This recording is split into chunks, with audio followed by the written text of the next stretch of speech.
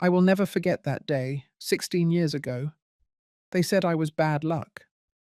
At my son's company celebration, his wife looked me in the eye and told everyone I was the reason for every failure in their life, and my son stayed silent. That night, I was handed a letter that banned me from every family event.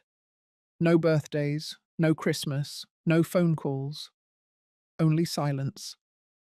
But now, they are here at the gates of my new mansion, smiling like they never banished me. Should I open the door, or should I open the past?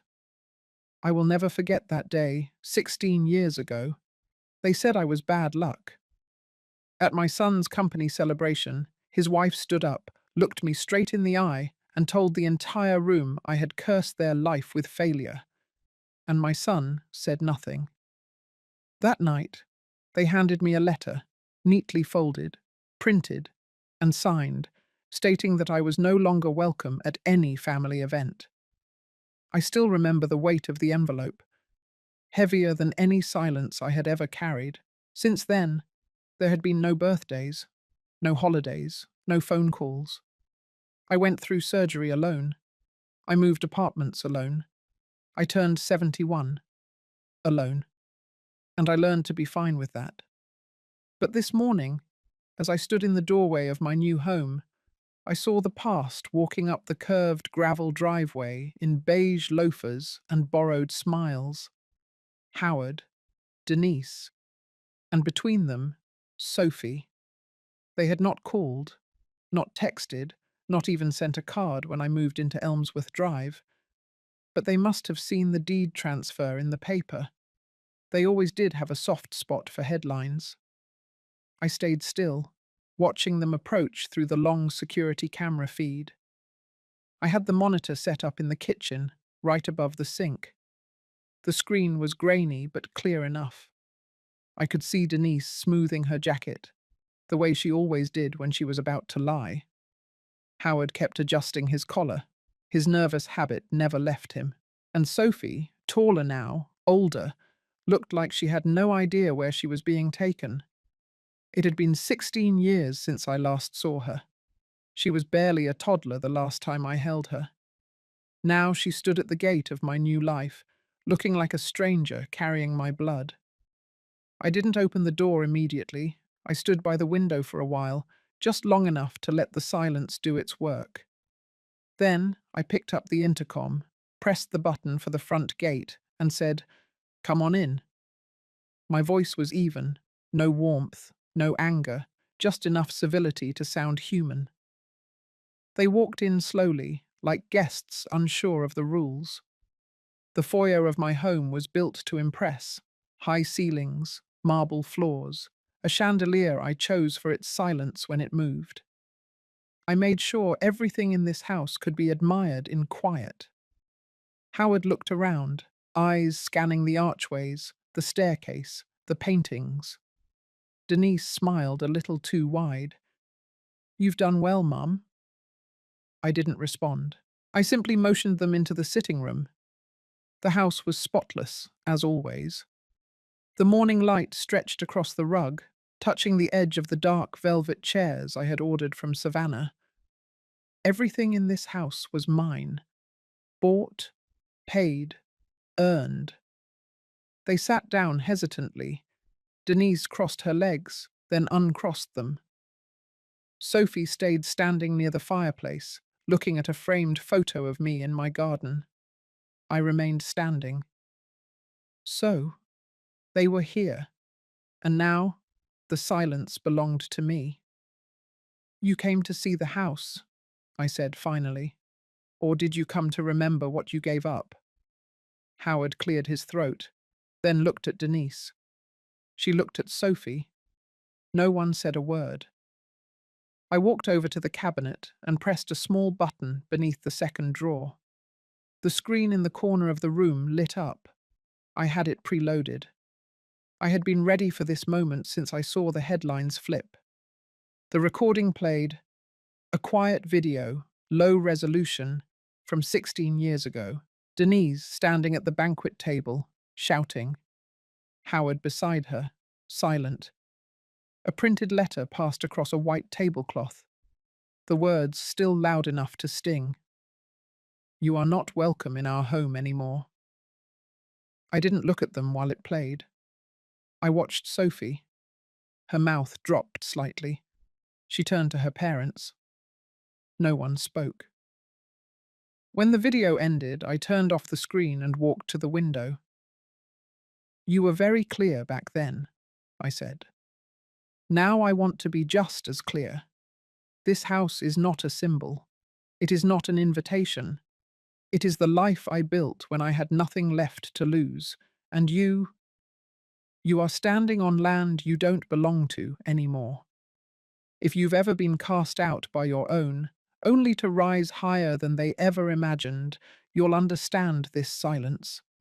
It is not revenge, it is reckoning, and it has only just begun. I did not ask them why they came. That was their burden to carry. Mine was heavier, but clearer. I had waited 16 years to see if they would remember the weight of the words they used. And now, I would let those words speak for themselves. Howard looked like he wanted to say something, but Denise beat him to it. We've grown. We've changed. We thought maybe this could be the start of... Her voice trailed off when she saw me walk to the small drawer beside the bookshelf. It clicked open. I reached in slowly and took out an envelope. The paper had softened over the years, but the ink remained bold. I did not need to look at it again. I had memorized every line, even the signature, especially the signature. I walked across the room and placed it gently on the coffee table, between the untouched glasses of water I had set earlier. Howard stared at it, but did not reach for it. You recognize it, I said. He nodded once, slow and ashamed. Denise turned her face away. It was short. 4 paragraphs, typed in Calibri, signed by both of them. A ban, a formal dismissal. It had no warmth, no confusion. It was deliberate. Denise cleared her throat and tried to smile. That was a long time ago. We all say things when emotions run high. No, I stopped her there.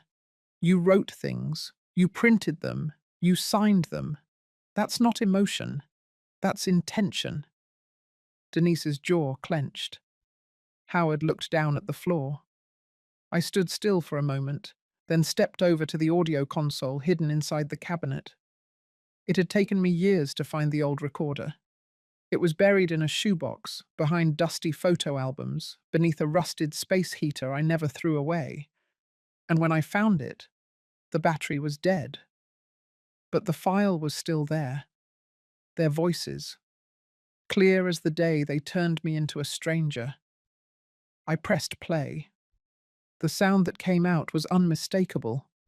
Laughter in the background, the clink of glasses, a faint murmur of a piano. Then Denise, sharp and direct. We cannot keep her around. She drags this family down. Everything starts going wrong when she's here. Every time. Howard, quieter, hesitant. Maybe we talk to her first. Give her time. Denise again. No. She'll spin it. You know she will. She makes herself the victim in everything. Just do it. Sign the letter. Get your spine back. A rustling sound. Then the scrape of a pen. Silence. I turned off the recording. No one moved. I did not say a word right away. I let the quiet do what it was meant to do. Finally, Denise stood up. That's a private conversation. You had no right to record it. I turned to her, steady and calm. It wasn't private. It was on my property, in my kitchen, at my table. The only thing private was the cruelty, and now it isn't. Howard sank back into the chair, his face pale, his hands shaking. I watched them both without blinking. 16 years ago you made a decision. Now you will sit through the result of it. They stayed silent. I could see the edges cracking. Denise's cool exterior was flaking off. Her eyes darted around the room, searching for control, a way back into the narrative. Howard had none to offer.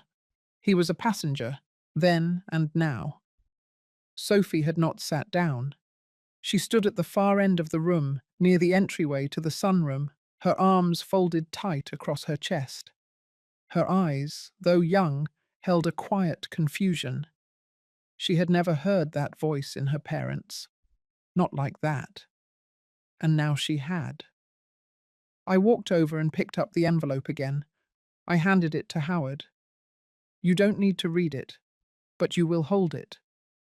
He took it, hands trembling. No words. I stepped back. "You came here with expectations. Let me adjust them for you. This is not a place of welcome.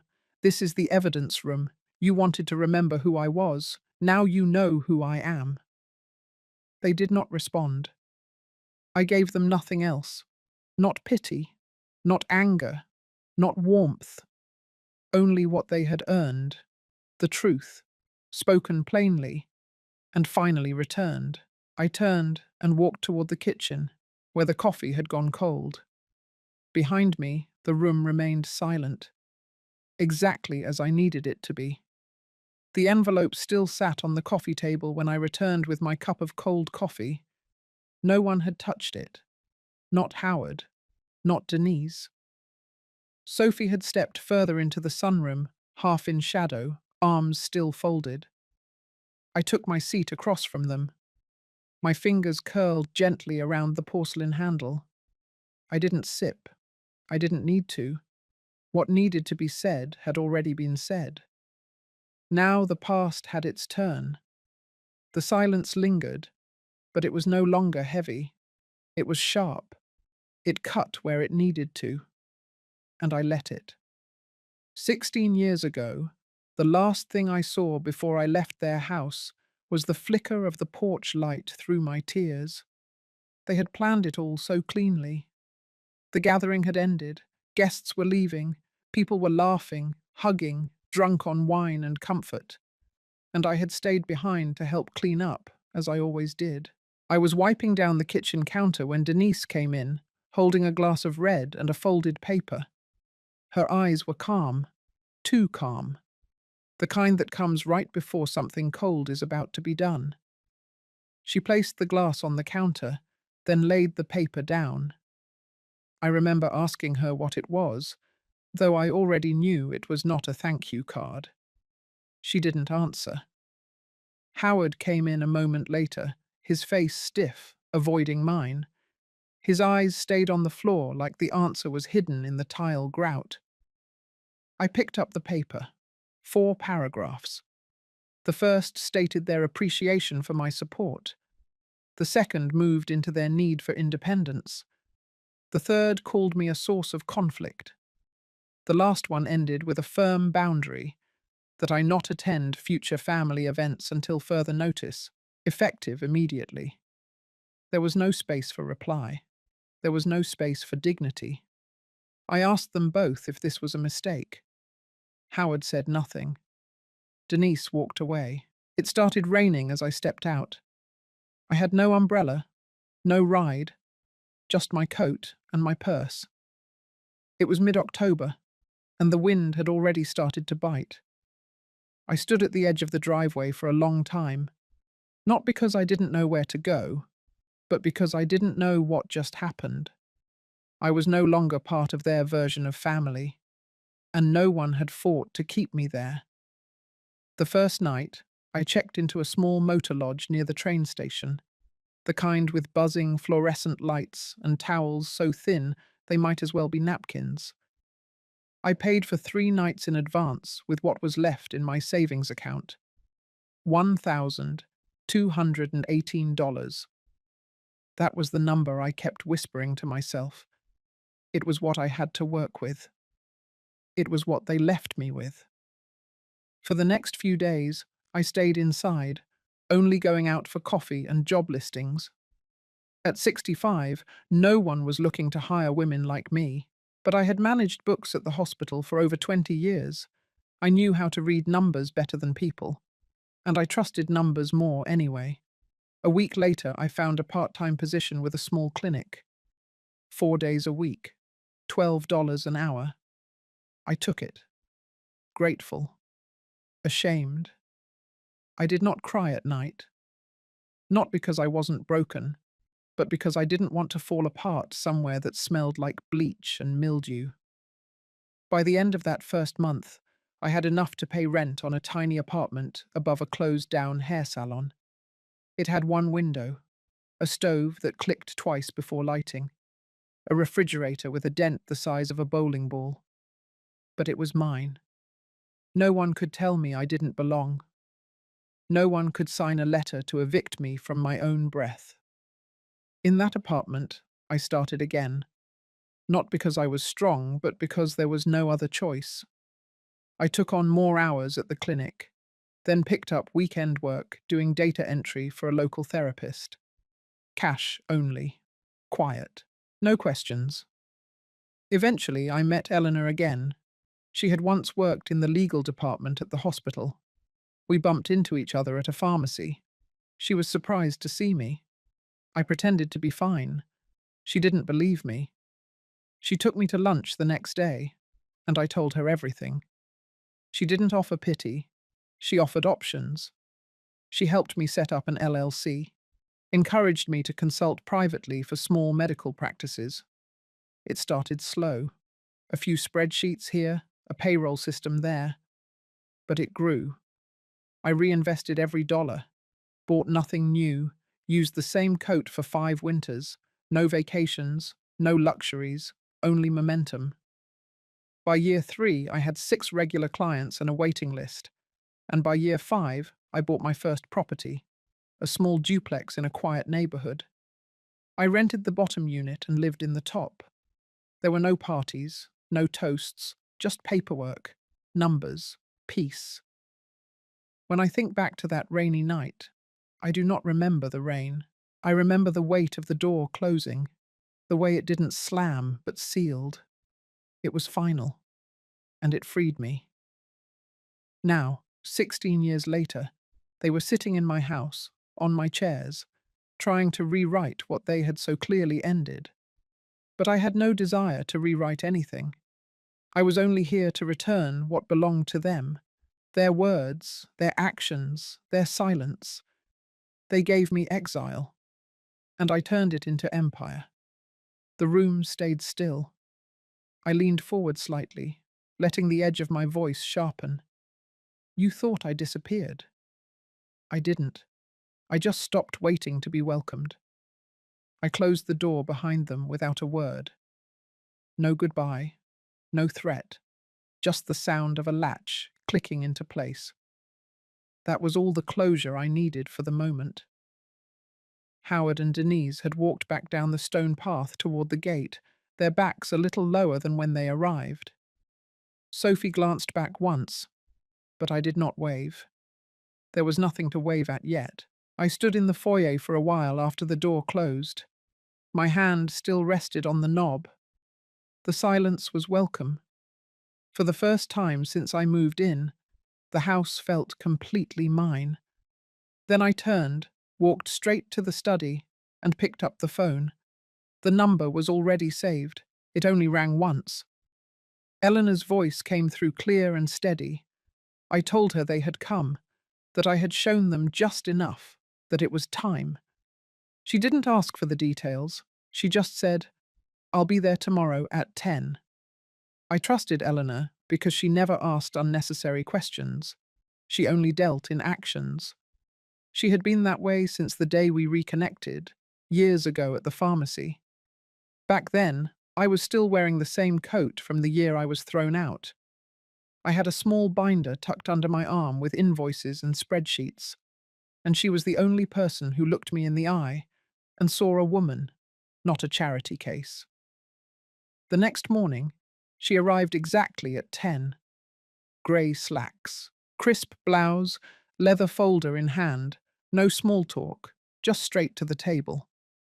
I had already cleared the sunroom, the brightest spot in the house, and laid out all relevant documents. deed, purchase history, personal financial records, all lined up, all in order. She spent 20 minutes reviewing without a single sound. Then she gave a firm nod. Everything here is traceable and clean. That's good. It means we can be as public as we want without blowback. That was the first step. We talked through the plan over coffee. It was not a long meeting, but it was thorough. Eleanor didn't believe in overcomplicating justice. She believed in documenting it. The goal was never to humiliate for the sake of ego. It was to remove denial, cleanly, legally, permanently. Once we finished, she handed me a typed list. 3 names, 3 people to contact before the weekend. Reverend Thomas Clark, Mr. Benjamin Alvarez, a name from the past, a name from the bank, and a name from the community. All necessary, all willing. I started with Reverend Clark. He was older now. His hair was white and thin, but his voice hadn't lost its clarity. He remembered everything. The night of the company event, the cold way I was removed. He told me he had felt ashamed for not speaking up back then. Now, he said, he would. He agreed to attend the gathering I was planning. He didn't need coaching. He had seen it. That was enough. Next was Mr. Alvarez. He was not a man who gave second chances easily, but he respected paperwork. Years ago, he had been the one to approve the loan for Howard and Denise's current home. And just last month, he had been the one to sign off on the bank's internal decision to begin foreclosure due to long-standing missed payments. When I called him, I did not disguise my purpose. I told him I needed him to confirm 2 things, on record and in person: that I was the legal owner of Elmsworth Drive, and that the house Howard and Denise were living in had been flagged for foreclosure. He agreed, without hesitation. I could hear the low tone of finality in his voice when he said, "It's time some people learned how consequences work." I hung up and leaned back in my chair. The puzzle was coming together. Every person had a role, every moment had weight. There would be no chaos, only precision. Over the next 48 hours, I arranged the logistics. The invitations were sent out. No frills, no promises. Just a simple card printed on cream stock. You are invited to an open house at Elmsworth Drive. Saturday, 4 p.m. I did not name the reason. I did not mention family. Those who needed to come would come. By Friday night, I had finished the layout. The foyer would be clear. The sitting room arranged for conversation. The audio system rechecked. The video display tested. The hallway cleaned. The stairs polished. This was not a party. It was a presentation. Saturday morning arrived quietly. I woke early. The sun had just touched the garden walls. I made tea instead of coffee, the kind I used to make on holidays, back when holidays had meant something. As I poured it, I thought about timing. Howard and Denise had always been very punctual, even in cruelty. I expected them by 3:45. That would give them 15 minutes to wander the foyer before the others arrived. And as for Sophie, I had not reached out to her directly. I left that door open on purpose. She would come on her own if she needed to, if she was ready to hear what had been kept from her. I stood in the middle of the sitting room at noon and looked around. Everything was in place. Eleanor would arrive first, Reverend Clark second, Mr. Alvarez third, each with their role, each bringing truth that no one could argue with. I had not scripted anything, I had not rehearsed.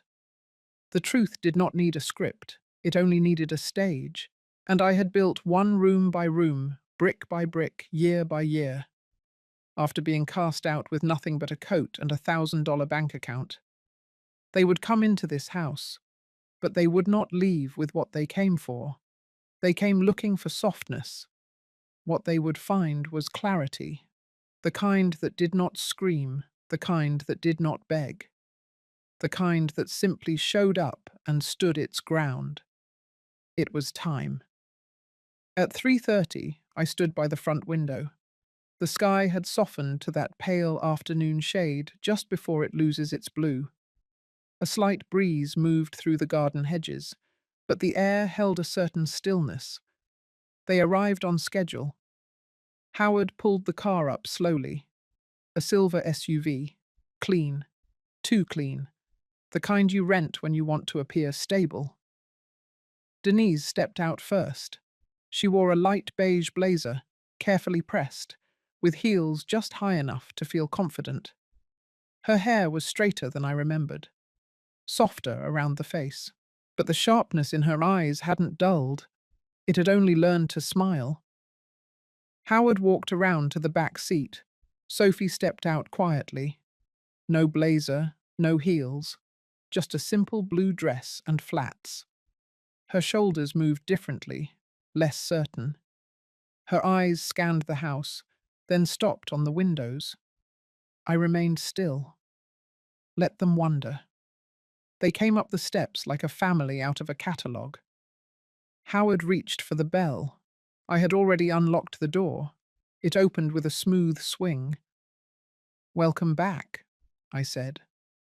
Denise gave a small laugh, just enough to sound warm. "The house is beautiful. You've done so well for yourself." I said nothing, only stepped aside. Howard murmured something about the garden. I let it drift into the air and disappear. Sophie offered a shy nod. No smile, just acknowledgement. I appreciated that. Inside, the entryway held the same quiet as it had earlier that morning. The space had not changed, only the people standing in it. They followed me into the sitting room. I had arranged the chairs deliberately, 3 on one side, 1 opposite. I gestured for them to sit together. They hesitated, then obeyed. Sophie chose the edge seat, her hands folded in her lap. Denise took the middle, adjusting her bracelet as she settled in. Howard kept looking at the carpet, as if trying to memorize its pattern. I sat across from them, not at an angle, not in a corner, direct. Denise leaned forward first. "We've been thinking about what you said the other day. It made us reflect. A lot." Howard nodded. Slow. Too slow. "We regret how things happened. Emotions were high back then. Life was stressful." Denise took over again. "We know we can't change the past, but maybe we can start fresh. Maybe there's still time for family." She reached over and placed her hand lightly on Sophie's arm. "Isn't that right, sweetheart?" Sophie looked at her, then at me. She said nothing. I turned to her gently. "Would you like something to drink?" She shook her head. "I offered them nothing." Denise continued, her voice smoother now. "We talked to Sophie about spending more time with you. She's getting older, starting to ask questions." Howard added quickly. "And she's always been curious about you, about what happened." That was a lie. They had kept her at arm's length. 16 years of silence did not grow out of kindness. Sophie shifted in her seat. "Actually, I don't know much. They never really told me. I only heard you moved far away." Denise's smile flickered. "Well, we didn't want to confuse her when she was young. Kids need stability." Howard cleared his throat. "But now things are different." I held my gaze steady. "What's different is that I have built something without you, and now you want to enter it without explanation." Denise straightened. "We came to apologize. We didn't have to come." I leaned forward slightly. "You came because you saw the transfer notice in the paper. You came because you recognized the address." Howard tried to protest, but I stopped him with one look. "There was a time when you could have called. You didn't. There was a time when you could have sent a birthday card. You didn't." There was a time when you could have told her the truth. Sophie looked down, her fingers pressed into her palm. Denise recovered quickly. We made mistakes. Everyone does. But holding on to grudges, that doesn't help anyone. I smiled, not out of joy, out of understanding. This is not a grudge. This is structure. You broke something, and now you are sitting inside the house of the woman you left on the curb. There was a long pause. Denise looked around the room, her eyes scanning the paintings, the books, the polished wood. Howard looked anywhere but at me. Sophie kept her eyes on her knees. You built all this alone, she finally said. Yes. She gave a small laugh. Well, that's impressive. But it doesn't have to stay lonely. That's when I stood up. There was no need for argument. They would speak their lines, I would speak mine, and the facts would do the rest. I turned towards Sophie. You are welcome here when you choose to come. No pressure, no explanation required. Sophie met my eyes. She did not blink. Then I turned back to the others. But the rest of this house is mine. Every corner, every memory, every inch of silence I earned. Howard looked tired. His hands rested on his thighs, limp. Denise stared at me like she was still waiting for a shift, a crack, an opening. There was none. I stepped aside. The other guests will arrive soon. You're welcome to stay and listen. Howard stood first. Denise followed. Sophie remained seated for a moment longer, then rose quietly. As they walked out, she turned one more time. Her eyes lingered on the photo near the hallway, the one of her as a baby in my arms. She said nothing, but she looked long, and I knew that look. The door closed behind them, and the house held its breath. But not for long. The real weight was still on its way. By 4 o'clock, the sitting room was full. Not crowded, but full. The kind of full that happens when people sense something is about to happen, but no one quite says it out loud. I had counted on that. The invitations had been plain. There was no promise of speeches, no mention of drama, just a gathering, a gesture of warmth. That was all it took. People always filled in the blanks with their own imagination, especially in this town.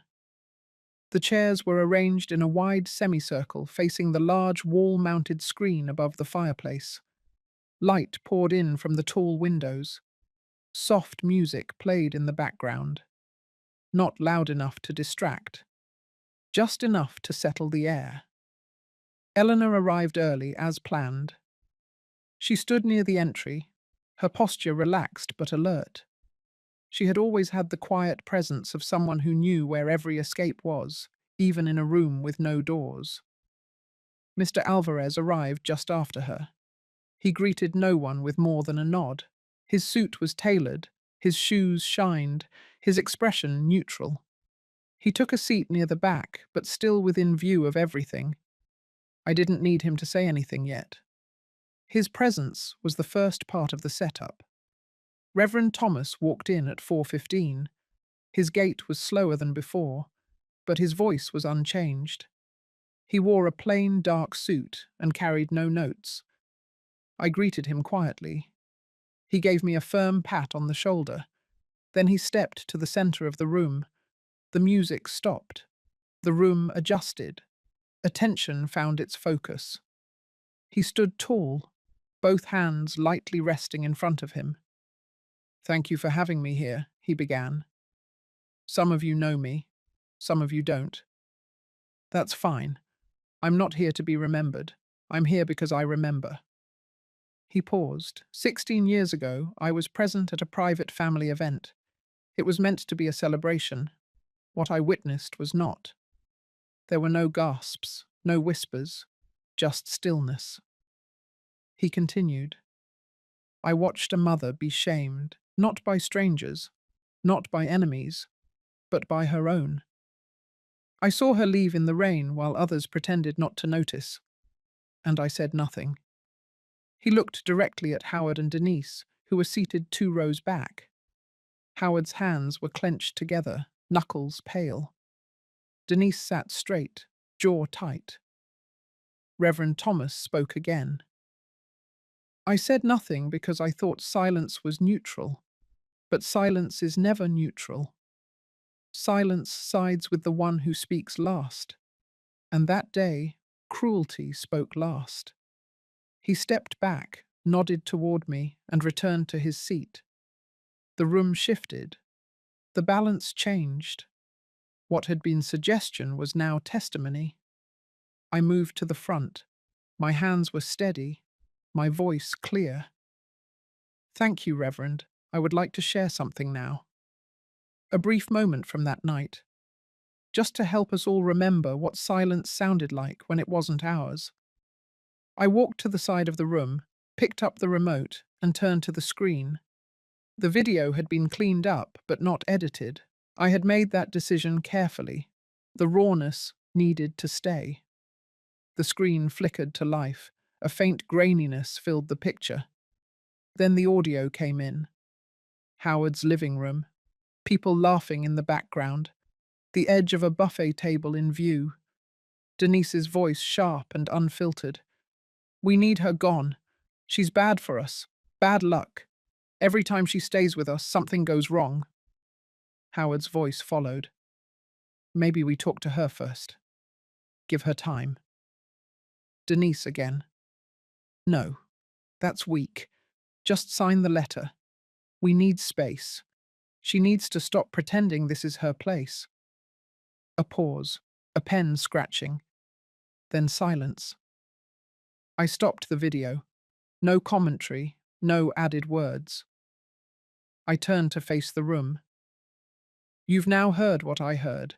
You've seen what I saw. You've sat in the quiet I've lived in. That silence is no longer mine to carry. I looked at Denise. Her expression had frozen into something unreadable, the kind of stillness that masks calculation, not confusion, not remorse, just delay. Howard looked down. He had not lifted his eyes once since the video began. I turned to Sophie. Her face had gone pale, not with fear, with clarity, the kind that comes when a shadow shifts and the shape beneath it is finally seen. I stepped back. No one needed to speak. The room had heard everything it needed. I let the silence stretch again, but this time it was mine by choice. The truth had landed, clean, cold, heavy. I looked to Eleanor. She gave the faintest nod. Part 1 was done. The next strike would not be emotional. It would be factual, public. But for now, I let the room sit with what it had heard. Not everyone would believe it, but they had heard it. And that was enough to make the next blow unmissable. The air in the room shifted the moment the video stopped. No one moved. The image lingered on the black screen for a few seconds longer before fading completely.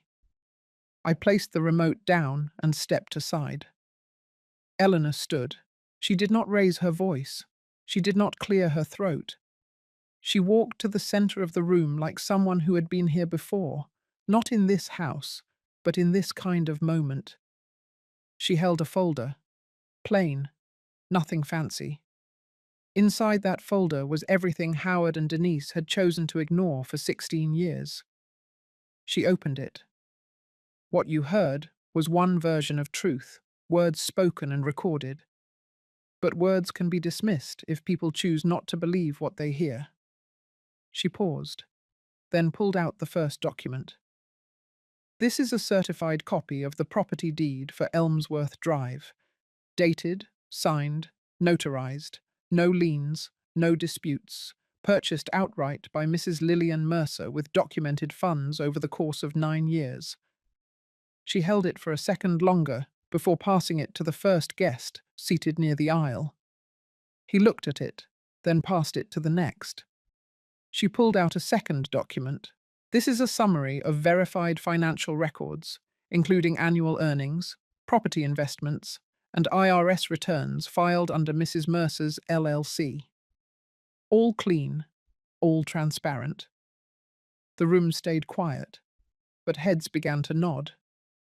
Something about paper being passed hand to hand always changes the energy. It grounds people, removes excuse. Then Eleanor paused. I also have one final document to present. And for this, I'd like to invite Mr. Alvarez to speak. She turned toward him.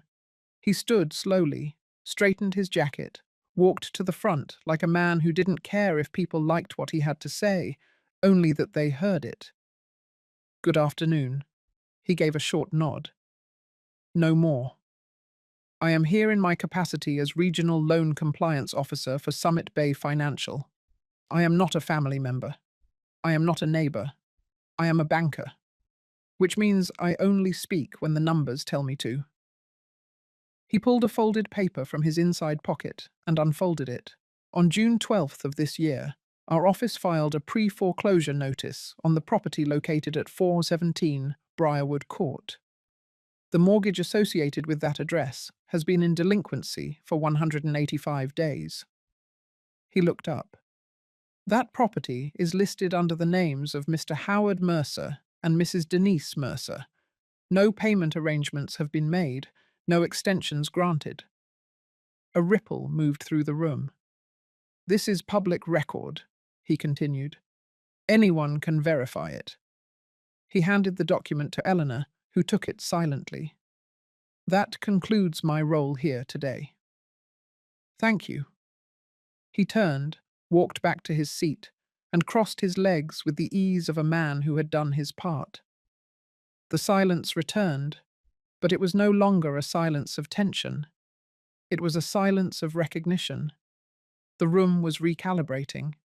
People who had come expecting one thing were now sitting in the truth of something else. Faces softened, others hardened, but no one stayed neutral. I stepped forward again. 16 years ago, I was asked to leave a home. Today, I have invited people into mine. There is no magic in that. No revenge, just correction. Denise looked at the floor. Howard stared blankly ahead. Sophie sat perfectly still, not hiding, not blinking. She had moved closer to Eleanor sometime during the exchange, just slightly, like instinct had pulled her toward steadiness. I turned to the room. Everything you've seen today is documented, not interpreted, not embellished, not dramatized. I do not expect agreement, but I will no longer allow confusion. This house was not given to me. It was built by me. Slowly, quietly, brick by brick. It was funded by spreadsheets and $10 lunches, by nights without heat, by weeks with no one to talk to but my own tired bones. No one carried me here.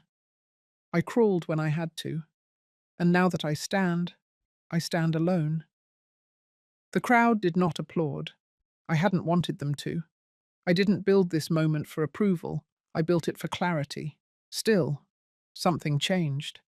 In the posture, in the tone. A woman near the back wiped under her eye. A man in the corner lowered his head. Even Reverend Thomas, who had seen more in his life than most, closed his eyes for a moment, as if giving a quiet nod to something invisible. I ended it there. No final statement, no grand exit. Just truth, placed plainly on the table and left there for everyone to see. Eleanor gave me a look. It was not a smile, but it held weight. Mr. Alvarez remained unreadable, which was exactly how he needed to be. Howard shifted in his chair but still said nothing. Denise crossed her arms tightly. Her face was a mask, one she had worn too long for anyone to remember what was underneath. Sophie's eyes were never left me. The moment had landed. It had left a mark, and it was only the beginning. The room had not fully recovered from Mr. Alvarez's statement before the next wave began. The quiet hadn't settled. It was thin, taut, stretched over something coming. I had not planned this part, not directly, but the truth has a rhythm. When one piece lands, another follows. And once that door opens, it rarely shuts cleanly. At 4:52, the doorbell rang. I did not move. Eleanor stepped forward, quietly walked to the front entry, and opened it. A man in a plain grey suit stood there, a brown folder in hand. His badge visible, clipped to the inside of his coat. He did not step inside. He simply asked for Denise Mercer. His voice was steady, nothing performative, just procedure. Denise stood slowly, her eyes narrowed, her body stiff. Eleanor walked back to her seat. The man remained at the threshold. I watched from across the room as he handed her a sealed envelope. It was thick, certified, dated, labelled as a formal notice to appear. He offered no explanation, only confirmation of delivery. Denise took it without speaking. She turned slightly toward Howard, who stayed seated, motionless. The man nodded once and left without a word. The door closed. In the room, the shift was complete. Whatever sympathy Denise might have carried dissolved into air. The folded paper in her hand said more than she ever could.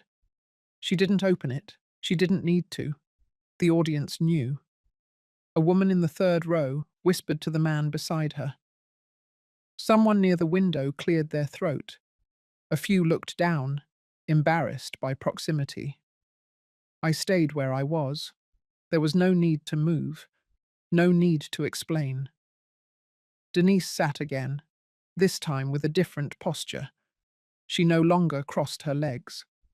Her hands gripped the envelope like a handle she could twist and undo, but it would not untwist. Then it came. The first question. Not from me, not from Eleanor. From the room. A man near the side wall, someone I barely knew, raised his voice just enough. Is it true, Howard? No tone of cruelty, no mockery, just the blunt weight of recognition. Howard didn't answer. Another voice joined. About the gambling. Again, not hostile, just tired, like someone trying to confirm what they had suspected but never dared ask. Howard finally looked up. His eyes were red at the edges. There was nothing left to deny. I saw it on his face. He wasn't shocked this happened. He was only shocked that it happened here, that I let it happen here. He stood up, slowly, but the damage was already moving faster than him. Denise remained seated, staring ahead. Her grip on the envelope had not loosened. Eleanor, without a word, placed another document on the table near the center of the room. She didn't read from it. Just let it sit there. The top page clearly titled in bold black font, Notice of Investigation, Federal Tax Compliance Division. That was enough. No drama, no announcement, just ink on paper, witnessed by those who needed to see. It was never about punishment, it was about weight, letting every person in that room feel the slow descent of consequence. I said nothing. Howard spoke first. He didn't raise his voice. He didn't justify. He only said, "We made mistakes."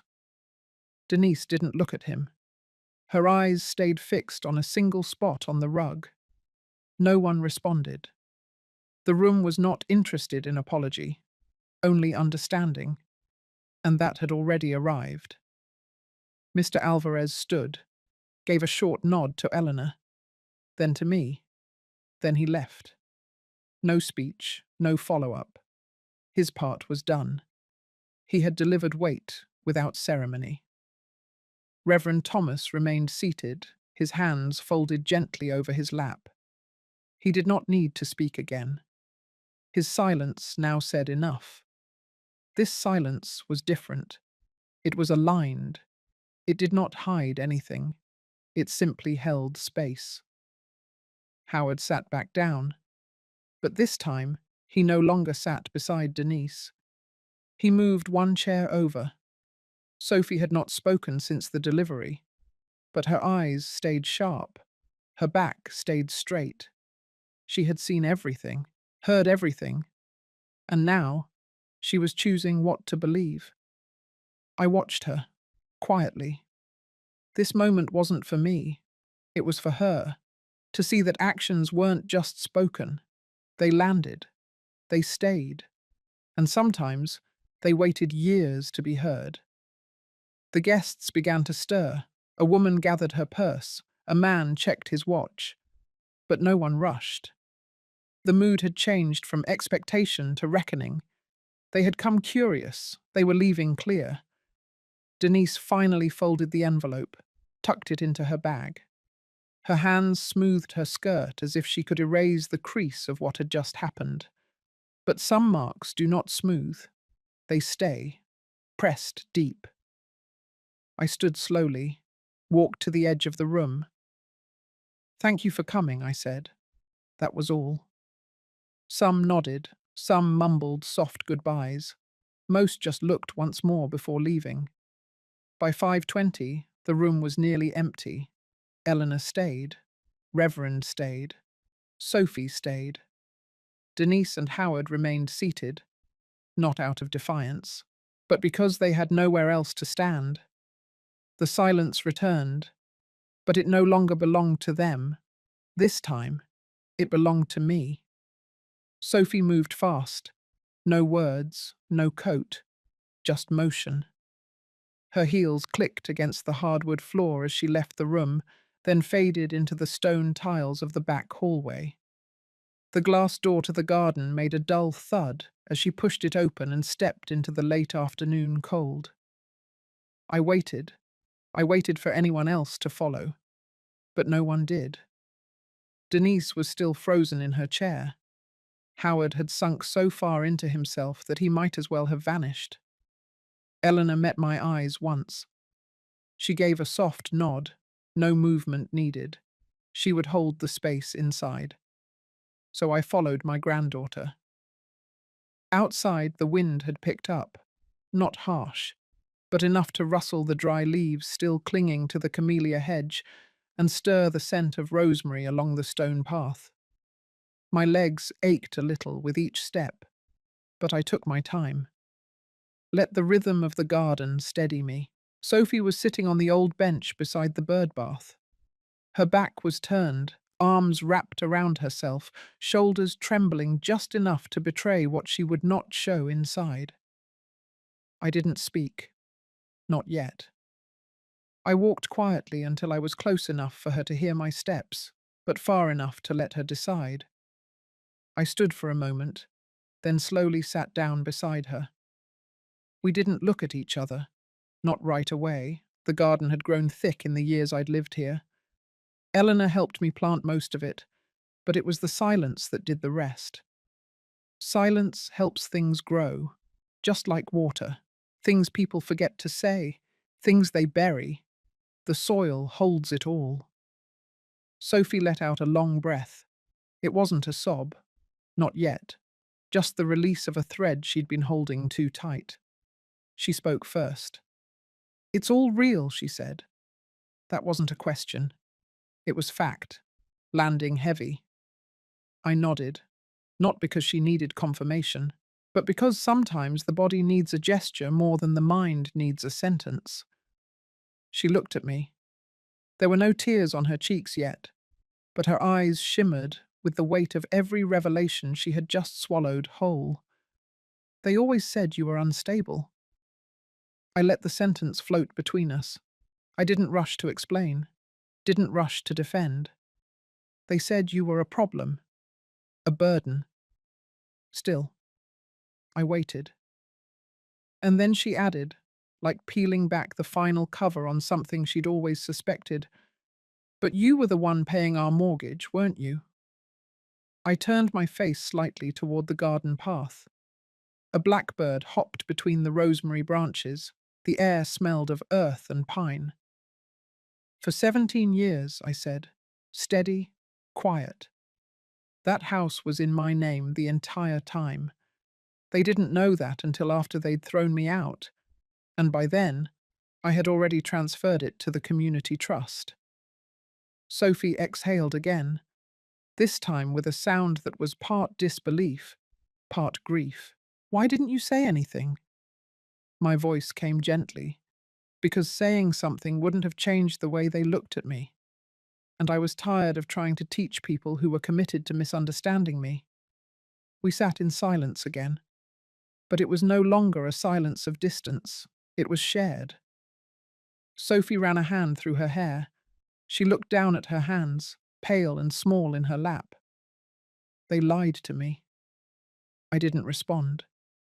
She needed to say it, to hear it aloud from her own mouth. It wasn't my place to shape that moment. It was hers. I always wanted to believe Mum. I thought she just needed more support. She did, I said. But she wanted it from people who praised her illusions, not those who challenged them. Sophie nodded. Her lip trembled, just barely. And then finally, the tears came. Not dramatic, not sobs, just quiet streams that made no sound. She wiped them without shame. I thought I was just like her. But I think I might be more like you. I turned toward her. That's not a compliment, she said quickly. It's just a fact, and facts are hard to carry. I smiled, not with triumph, just a small smile that reached only halfway. It's all right, I told her. The hardest part isn't being like me. It's surviving what people do to people like me. Sophie looked up. Her eyes searched mine. Were you ever going to come back? No, I said, calm and clear. I had nothing left to come back to. I built something new. And now, here you are. She shook her head. I wasted so many years thinking you were the reason Mom drank, that you were toxic. I used to avoid your name. You did what children do when they're fed one version of a story. She wiped her nose with the sleeve of her sweater. For a moment, she looked like a child again, a girl sitting on a park bench, realizing the world had lied. I didn't reach for her hand. I let her be. She finally said, I don't know what to do with all of this. You don't have to do anything, I answered. Just carry it gently. Let the truth settle where it wants to. And when you're ready, you'll know what part of it belongs to you. The sun had begun to lower. The garden lights clicked on. A soft amber glow settled across the stones. Inside, I knew Eleanor was finishing up. Guests would be gone. Denise and Howard would either leave or vanish into the corners of their own shame. But out here, something else was happening. Sophie stood up, brushed the leaves from her skirt. Can I stay here for a while? You can stay as long as you need, I said. The room upstairs is warm. Fresh sheets. She nodded, her voice softer now. Thank you. And then, after a pause, she added, for everything. As she walked back toward the house, I remained on the bench. The wind moved the rosemary again. The blackbird returned to its perch. And for the first time in a long while, the stillness did not feel heavy. It felt earned. The house emptied slowly, not with chaos or slammed doors, but with the eerie hush that follows a thunderstorm. The air inside had shifted, heavier in some corners, lighter in others. Howard and Denise had left first. Neither looked at me as they passed the parlor, each clutching their coats like armor. No apologies, no justifications, just quiet, as if their presence had evaporated into embarrassment. I didn't stand to walk them out. Eleanor had remained in the kitchen for most of the hour after Sophie and I returned. She had brewed a pot of jasmine tea, the kind we used to drink when she first moved in with me. When she finally entered the sitting room, She held 2 mugs, no words. We sat across from each other. She placed mine on the small table between us and folded herself into the old armchair by the window. The fireplace had died down to its embers. I didn't bother to add more wood. The silence between us wasn't uncomfortable. It was the silence of 2 people who had just witnessed something sacred and cruel unravel side by side. Something necessary. Eleanor took a sip, then looked at me with those sharp, thoughtful eyes of hers. She said softly, "Truth never walks in clean, but it leaves the air breathable." I nodded once. She set her mug down gently, fingers wrapped around the base as if grounding herself. They didn't even try to deny it. Not once. "Because they couldn't," I replied. "Not in the face of the ledgers, not in front of Sophie. There was nothing left for them to twist." She leaned back, her legs tucked under her, eyes scanning the room. "You know, I always thought Denise was the smart one, but she's just careful. There's a difference." "She's cunning," I said, "but she lacks depth. And when people like that are exposed, they fall fast." Eleanor tapped her fingers against the ceramic of her mug. The rhythm was slow, thoughtful. "And Howard. All that money moved through him, and he never once asked where it came from. Or maybe he did, and he just didn't want to know. That was his favorite thing," I said, settling deeper into the couch. "Passive blindness. He thought if he stayed quiet long enough, he could outrun consequence." Eleanor tilted her head slightly. "And Sophie?" I took a breath. A long, full breath that stretched out my chest and pressed against the years I had swallowed in silence. "She's not like them. Not anymore. Maybe she never was. But now she sees the wreckage they built around her and dares to look straight at it." "She didn't argue," Eleanor said. "She didn't explain. She just listened. Because deep down, she knew." The fire cracked softly in the hearth, one ember shifting to the edge of collapse. Eleanor leaned forward. "There's something else. About tonight. About the way you handled it."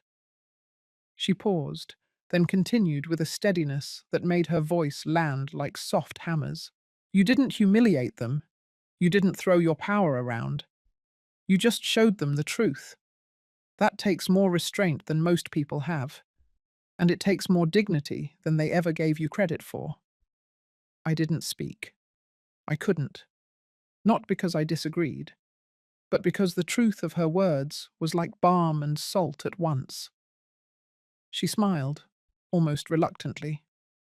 "I've spent most of my life believing justice had to be loud, that it had to crack bones and shake walls. But what you did tonight, Lillian, that was a different kind of justice, one that sticks." I looked down into the tea, now cold. The scent still clung to the air. Jasmine, calm and persistent. "They'll try something," I said, finally. "A new angle, a softer lie, a version of the story that makes them the victims."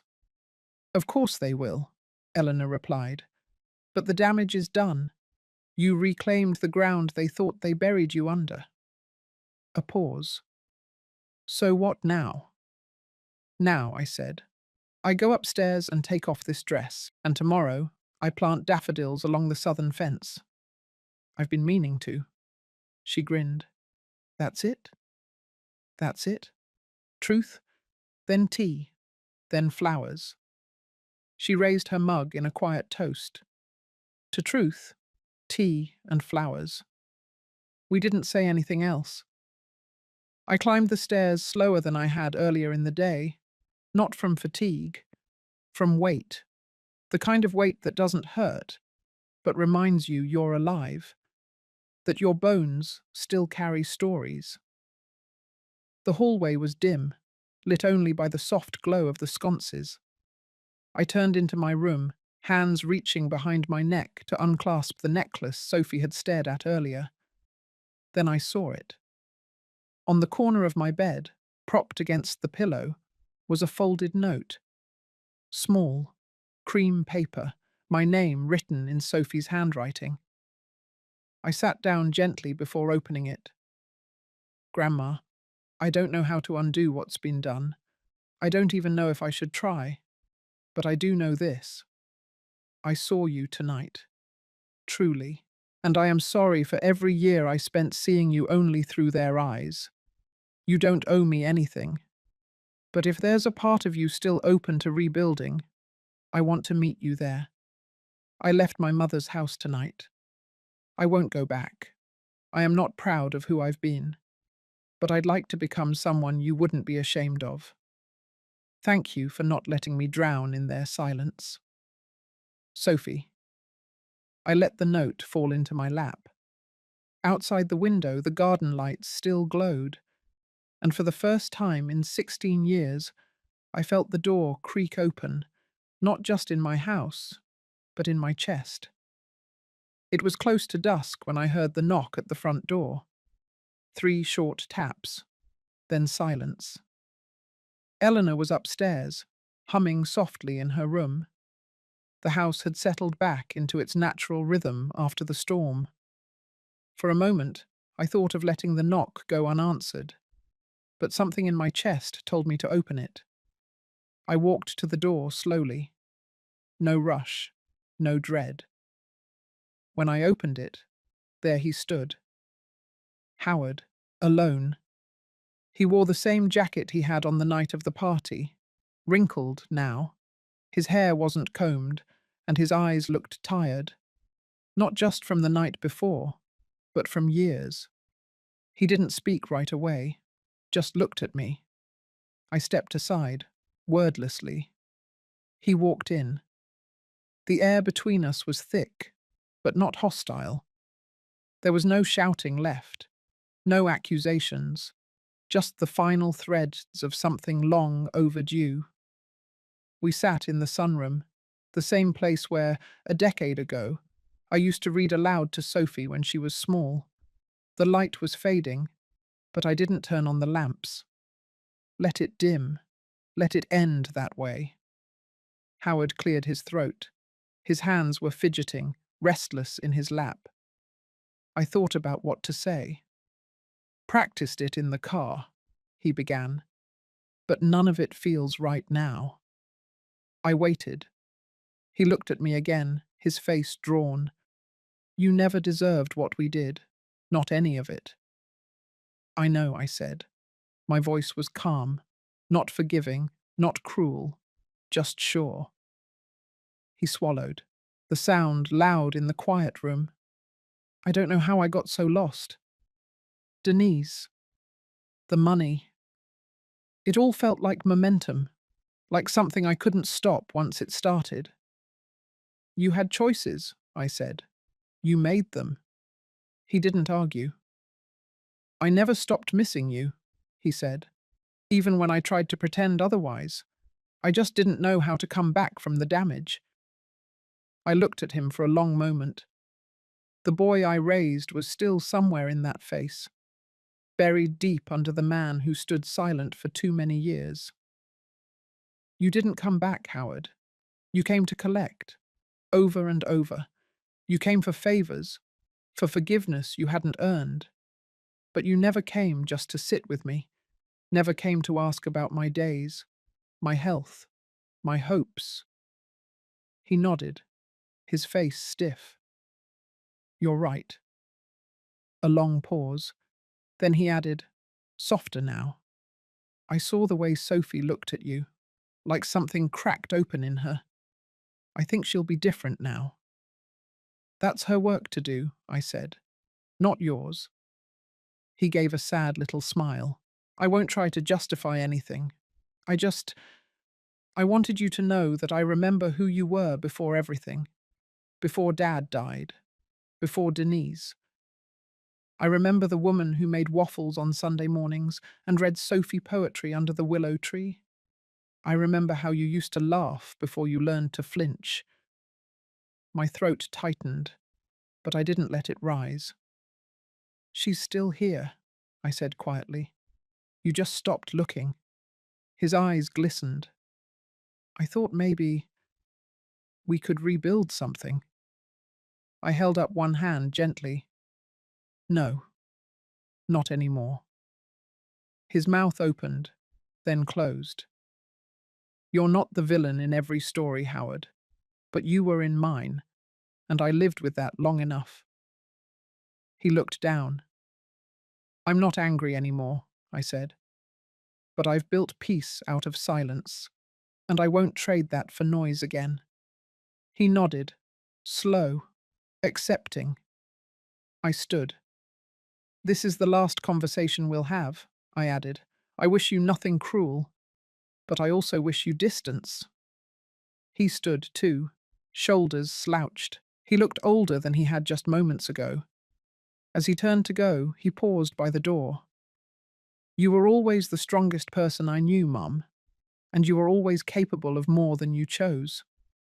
The door closed behind him. Outside, the last light of day folded into dusk. I stood in the quiet for a long time, then turned back toward the hallway, letting the stillness settle like dust in the corners.